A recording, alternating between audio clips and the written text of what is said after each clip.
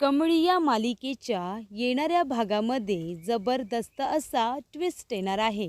तर प्रेक्षकांनो, लवकरच इथे आता सरूची आणि राजनची भेट होणार असते।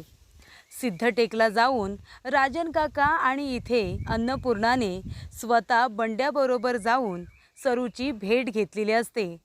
पण आता बंड्याला कसं काय समजलं की सरू हीच गौरी आहे? कशा पद्धतीने या सर्व गोष्टी त्याच्या समोर आल्या?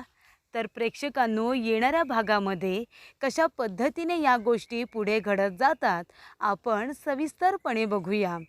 काल आपण बघितलं की इथे राजन काका आणि अन्नपूर्णाने DNA टेस्टचा रिपोर्ट याची शहानिशा केली। कमळीचा आणि राजन काकांचा DNA कसा काय मॅच होऊ शकतो? म्हणजे याचा अर्थ असा की कमळी ही राजन काकांचीच मुलगी आहे हे त्या DNA रिपोर्टवरून सिद्ध झालेलं असतं। कारण ज्या लॅब टेक्निशियननी ते रिपोर्ट आता बनवलेले असतात, तो माणूस अत्यंत प्रामाणिक असतो। त्याने राजन काकांना स्पष्टपणे सांगितलेलं असतं, काहीही झालं रिपोर्ट बदलला जाणार नाही। तुम्हाला पॉझिटिव्ह रिपोर्ट का हवे आहेत? आमच्या लॅबचं काम आहे लोकांना चांगली सर्व्हिस देणं, आणि त्यामुळे मी रिपोर्टमध्ये कुठलाही बदल घडून आणणार नाही। जो रिपोर्ट असेल तो तुमच्या हातात दिला जाईल, आणि त्यामुळे इथे तो DNA रिपोर्ट हा खरा आहे, कमळी ही राजनचीच मुलगी आहे हे रिपोर्टवरून सिद्ध झाल्यानंतर अन्नपूर्णा आणि राजनला खूप जास्त आनंद झालेला असतो। पण मग आता गौरी कुठे आहे? जर इथे कमळीला माहितीच नाही आहे की राजन तिचा बाबा आहे, याचा अर्थ गौरीने तिला कधी सांगितलंच नसेल का? पण गौरी ही खरोखर तिची जर आई असेल तर मग कमळी नेहमी बोलताना तिच्या आईचं नाव सरू असं का घेते? तिच्या आईचं नाव सरोज आहे असं ती म्हणाली होती, मग तिने आपल्याला वेगळं नाव सांगितलं का? तेव्हा इथे आता राजन म्हणत असतो की आई, ते आपल्याला सगळं एकच व्यक्ती सांगू शकते, आणि ती व्यक्ती म्हणजे बंड्या। आपण कमळीला सुद्धा आधी काहीच विचारायचं नाही। आपल्याला एकदा कळू दे कमळीची आई नक्की आहे तरी कोण?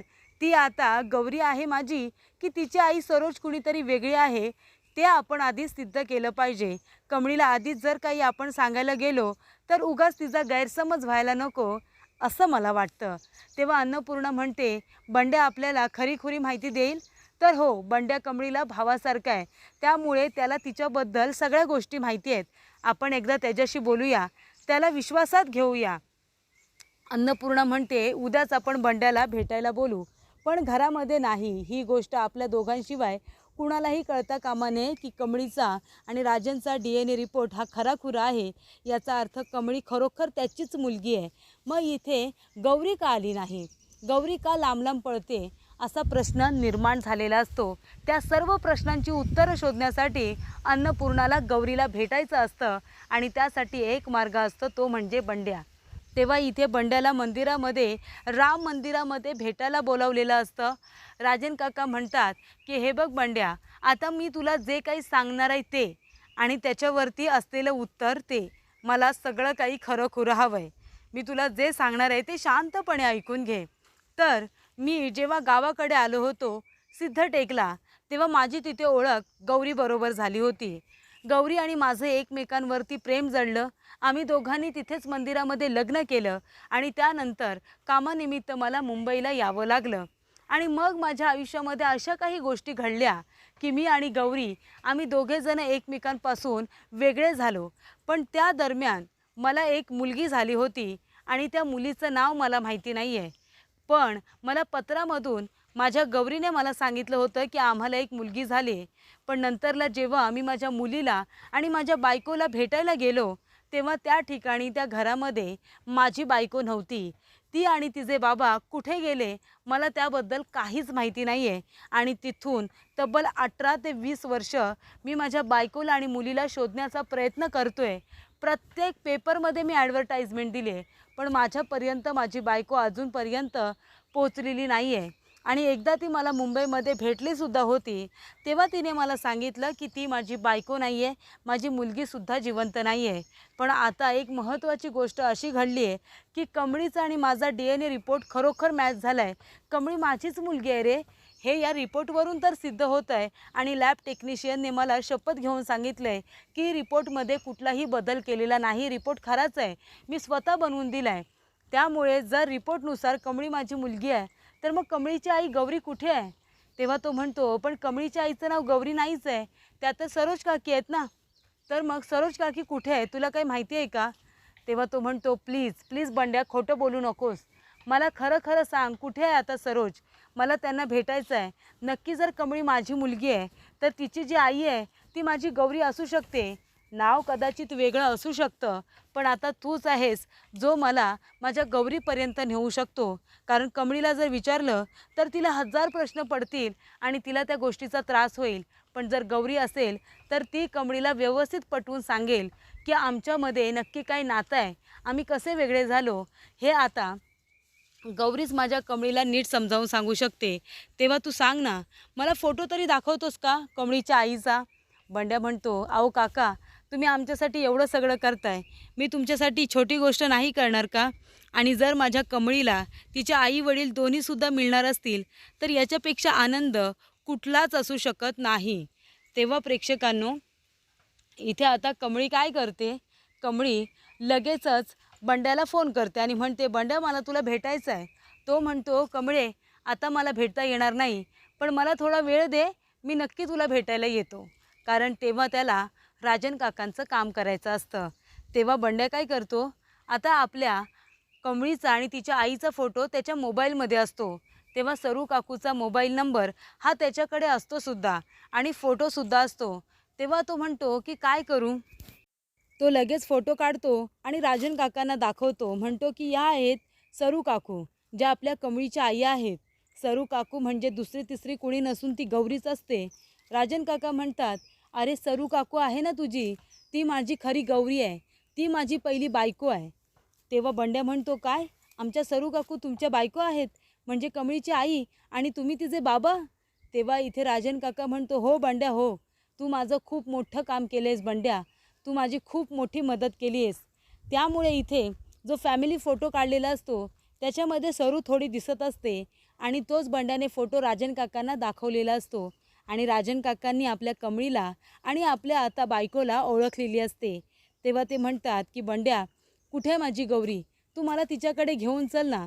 तो म्हणतो की आता आहे ना, गौरी काकू इथे गेल्यात, त्यांच्या गावाकडे गेल्यात सिद्धटेकला, त्यांच्या घरी. त्यांना इथे मुंबईमध्ये येऊन खूप दिवस झाले होते. तेव्हा ते म्हणतात, काय, माझी गौरी मुंबईमध्ये आली होती? बंड्या म्हणतो, हो, आणि आपले ऋषी सर आहेत ना, नयनतारा मॅडम, त्यांच्या इथे त्या कामसुद्धा करत होत्या, त्यांच्या इथे घरकाम करायच्या आणि तिथेच राहायच्या.